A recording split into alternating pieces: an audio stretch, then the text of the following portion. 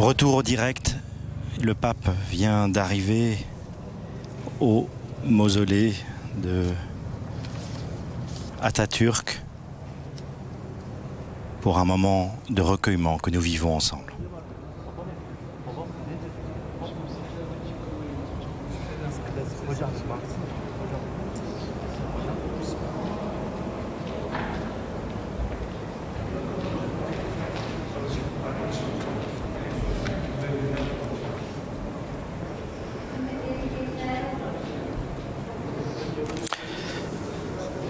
Comme dans toute visite protocolaire d'un chef d'État, il y a cette étape ici au mausolée de Mustafa Kemal Atatürk qui est considéré comme un héros national et comme l'un des pères de l'État turc.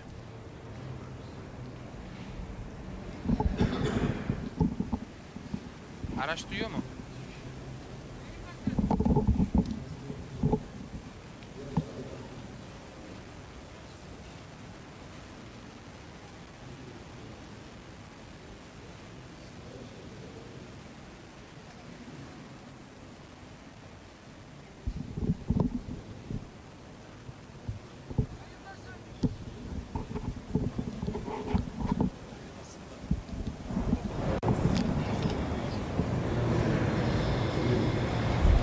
Yaklaşık bir saat önce Anıtkabir'deki hazırlıklar tamamlandı demiştik. Buradaki ziyaretçiler aslında onlardan çıkmaları rica edildi. Sadece basın mensupları ve burada bulunan görevliler, askerler Papa Francis için son hazırlıkları da tamamladılar. Merdivenlerden geçildikten sonra askerlerin elinde bulunduğu çelenk mozoleye bırakılacak, bir saygı duruşu. Daha sonrasındaysa Misak-ı Milli Kulesi'ne geçecek Papa Francis ve beraberindeki heyet.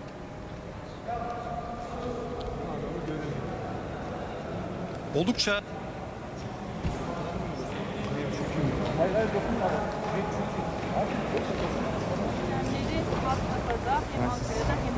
Ulu Önder Mustafa Kemal Atatürk'ün mozolesinin bulunduğu alana geçti. Beraberindekilerle birlikte.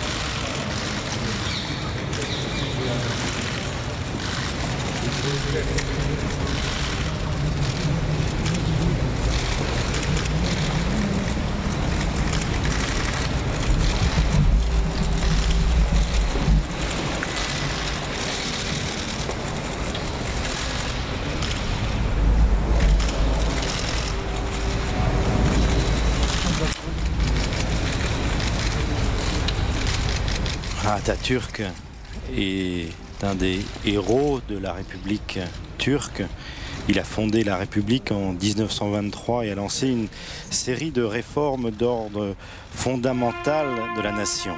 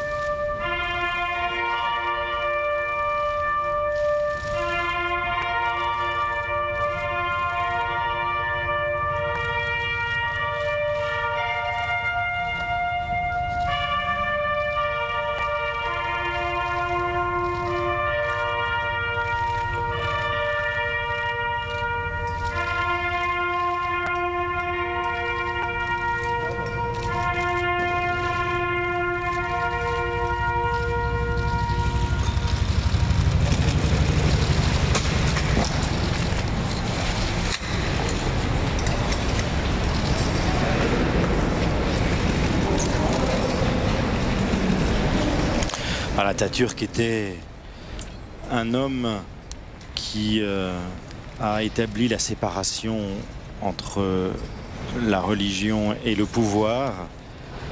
Il a aboli le califat et a posé les organisations religieuses sous le contrôle de l'État, un État sécularisé.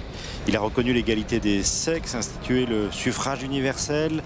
Le dimanche comme jour férié, il a interdit l'utilisation du voile islamique pour les femmes dans les lieux publics, loi qui a été abolie seulement dans les années 2000 par le parti islamique actuellement au pouvoir.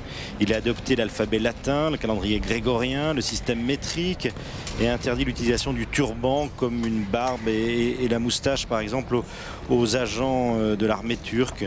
Il s'est mis à s'habiller en vêtements occidentaux. Donc c'est un homme qui a été très marqué par l'Occident, par aussi, on peut dire, la Révolution française et les Lumières,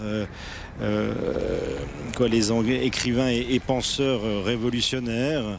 Mais c'est aussi un homme dont les historiens, notamment les historiens du génocide, remettent un petit peu en cause le tableau idyllique qui est fait de lui par la nation turque, puisque si les historiens du génocide de 1915 reconnaissent qu'il n'a pas été l'un des initiateurs, par contre, ils le reconnaissent tous comme quelqu'un qui a parachevé le génocide, et notamment à travers des actions militaires contre la République d'Arménie en 1920, faisant plus de 200 000 victimes, mais aussi en Cilicie, où il y a eu de nombreux Arméniens qui ont été soit tués, soit expulsés. À Smyrne, où des Arméniens furent massacrés en même temps que des Grecs. C'était en 1922. Donc si le gros du travail du génocide a été fait par Abdülhamid et les jeunes Turcs, c'est bien Kemal Atatürk qui l'a parachevé en s'appropriant en même temps tous les biens nationaux individuels des Arméniens. Alors c'est une visite qui est protocolaire, qui est un petit peu obligatoire pour tout chef d'État, et on sait que le pape est non seulement le pasteur des catholiques, mais aussi il est le chef d'État du Vatican. Et dans ce mausolée où l'on trouve notamment la tombe d'Atatürk, il y a aussi eh bien, un musée qui a de nombreux objets datant et avant ou au moment de la fondation de la République. C'est un musée qui retrace l'histoire de l'État turc. Le deuxième président de la République turque, İsmet İnönü, a été aussi enterré dans ce mausolée.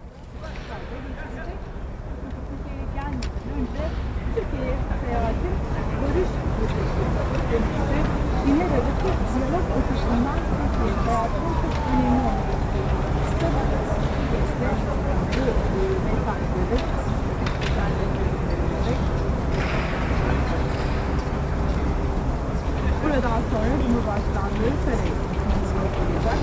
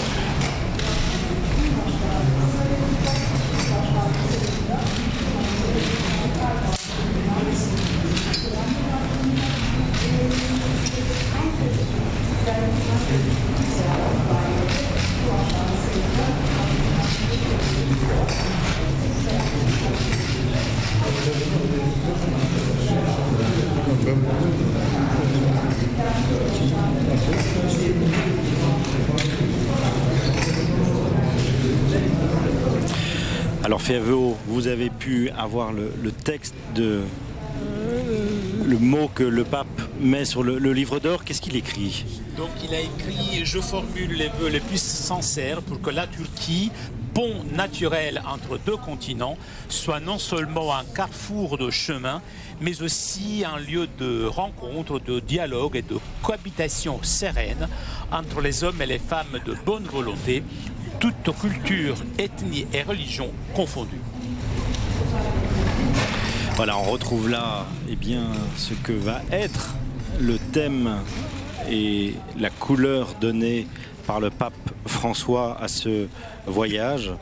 Je sens l'importance des mots comme dialogue, coexistence sereine entre les hommes et les femmes de bonne volonté de chaque culture, d'origine ethnique ou de religion. Voilà, la Turquie, un pont naturel.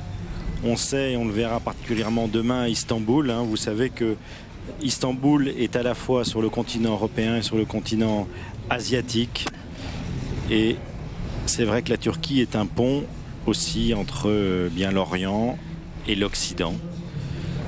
Et les mots du pape montrent aussi que ce pont doit être un pont de cordialité et de coexistence sereine.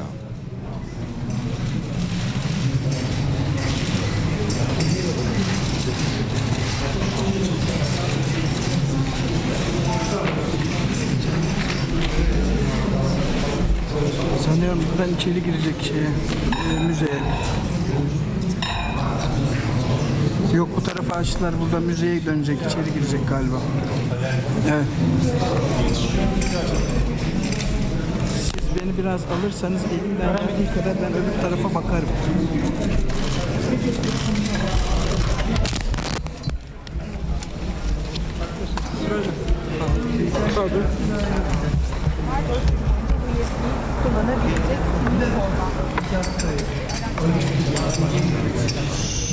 Voilà, le pape maintenant rentre dans le musée, ce musée sur l'histoire de la Turquie qui regroupe dans son sein des objets anciens, post et aussi après la création de la République turque.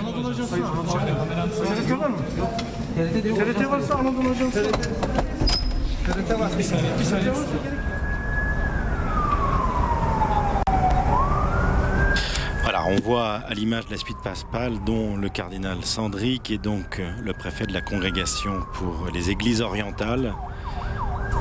Ce que je vous disais tout à l'heure, c'est que il y a notamment des catholiques latins, et peut-être avez-vous entendu il y a quelques années le drame qui est arrivé pour l'évêque responsable des latins, Monseigneur Padovez, qui avait été assassiné. Mais il y a aussi de nombreux catholiques orientaux qui sont les plus nombreux, puisque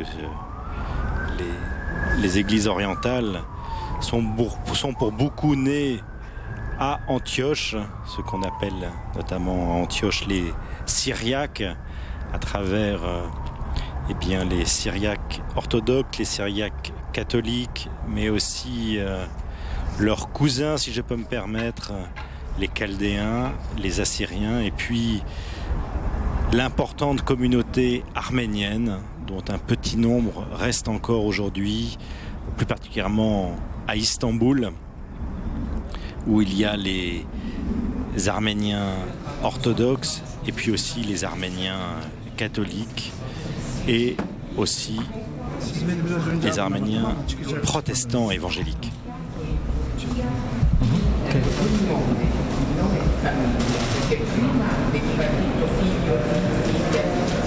Dopo questa legge ha cambiato il sigillo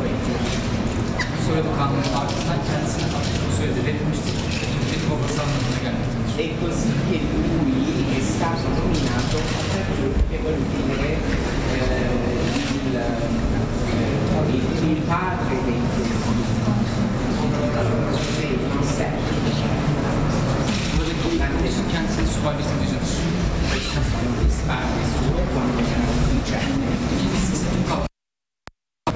la seconda spada è il regalo del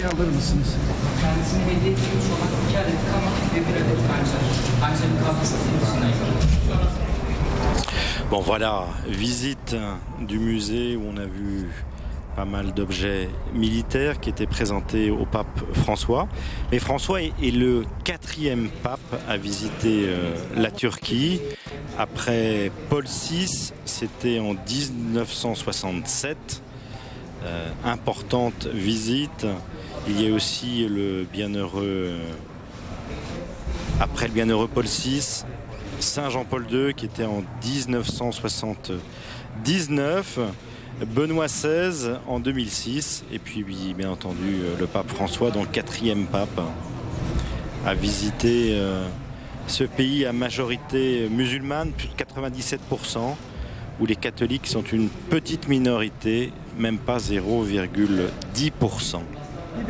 Voilà, mais en même temps, c'est un pays où l'histoire du christianisme, que je vous disais, est quand même très important parce que d'abord il y a la tradition du patriarcat œcuménique de Constantinople qui avant le grand schisme de 1054 était l'un des 5 principaux sièges du christianisme établis par le concile de Chalcédoine, le concile de 451. Vous savez que ce concile, c'était le concile qui marquait la nature ou les natures du Christ, qui a malheureusement divisé l'Église ou les 4 églises, ce qu'on appelle les églises sœurs, les églises non chalcédoniennes, c'est-à-dire les Arméniens, les Éthiopiens, les Coptes et les Syriaques se sont séparés du tronc commun de l'Église.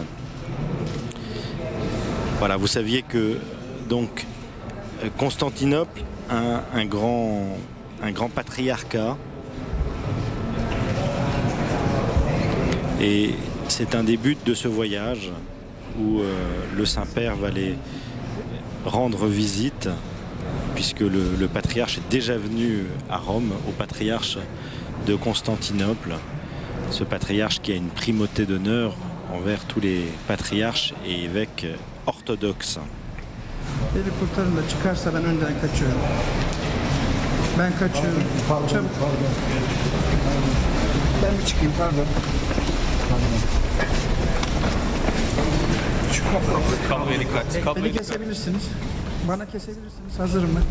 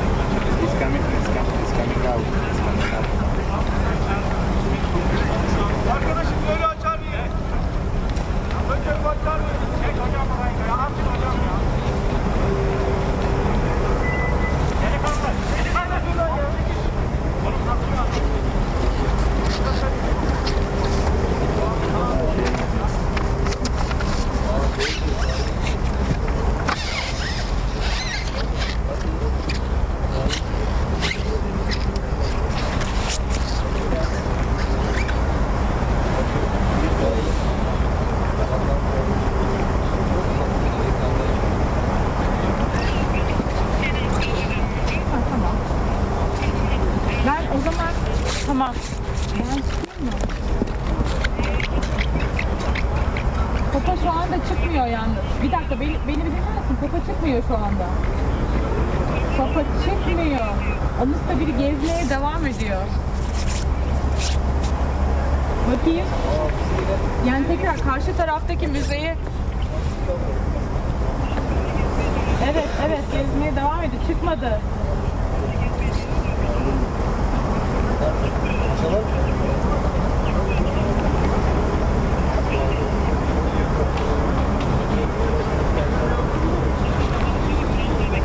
Tamam bekliyorum Cihan.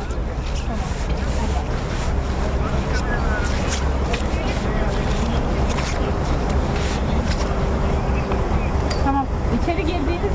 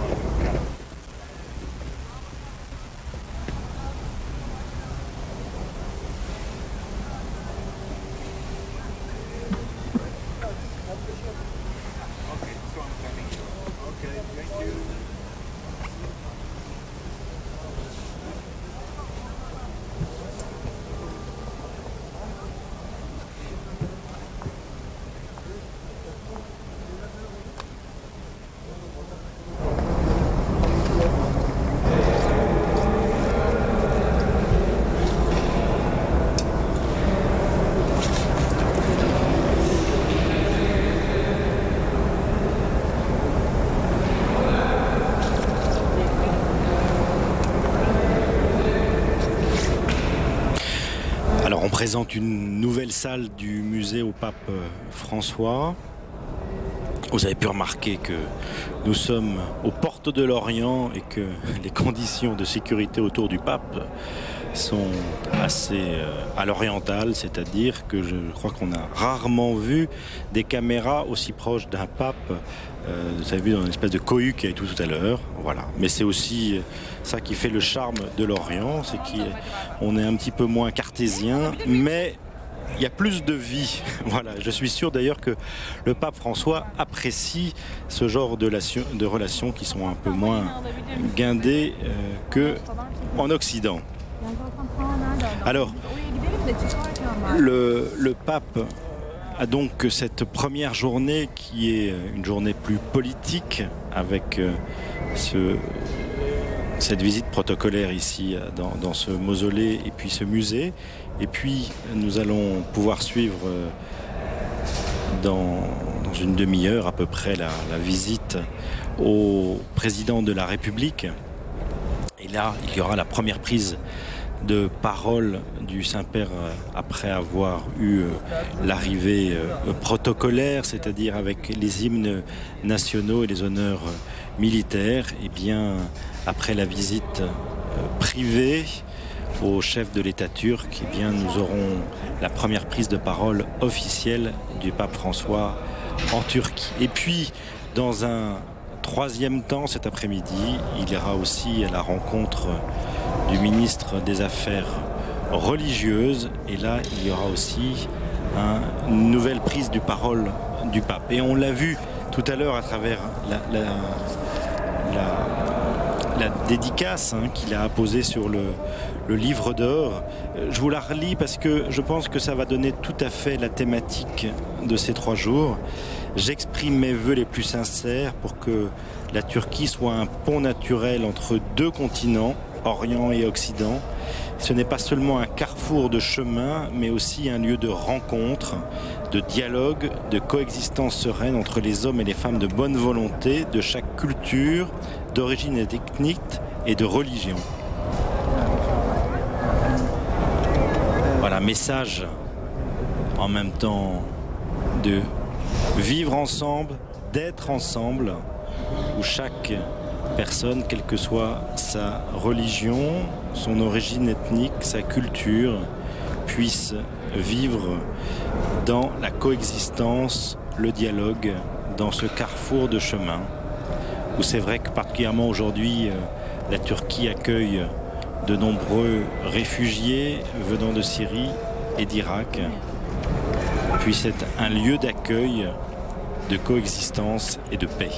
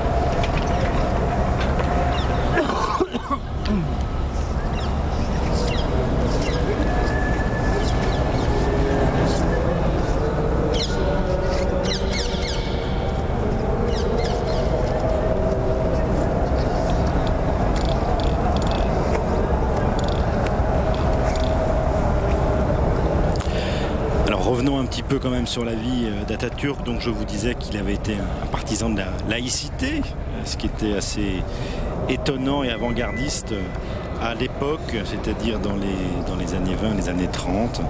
Eh bien, il a établi aussi un nouveau code civil, puisqu'il n'y avait plus la domination de l'Empire ottoman, et il a promulgué un nouveau code civil qui avait pour modèle le code civil suisse. Il a aussi, alors ce qui est assez étonnant pour un pays musulman, c'est qu'il il a légalisé les boissons alcoolisées, dépénalisé l'homosexualité. Mais pour la petite anecdote quand même, Atatürk est mort d'une cirrhose du foie en 1938 à Istanbul.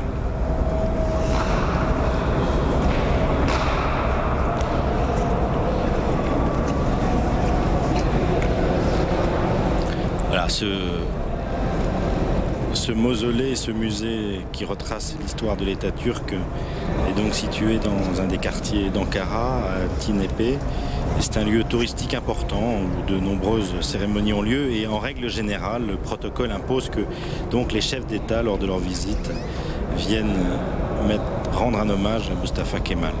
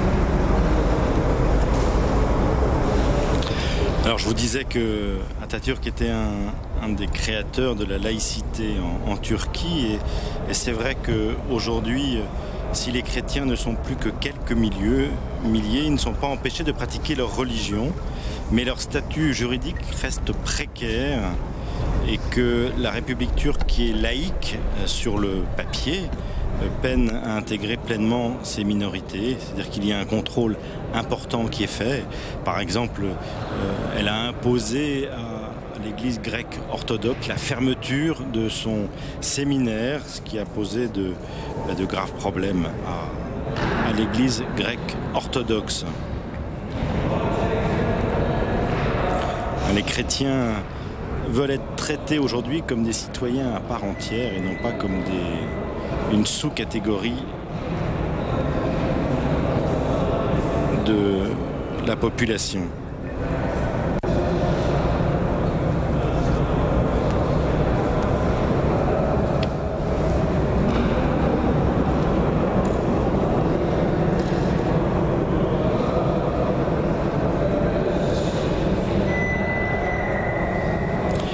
Il n'y a plus aujourd'hui que 50 000 Arméniens qui vivent principalement à Istanbul et qui portent vraiment la mémoire des massacres et du génocide de 1915.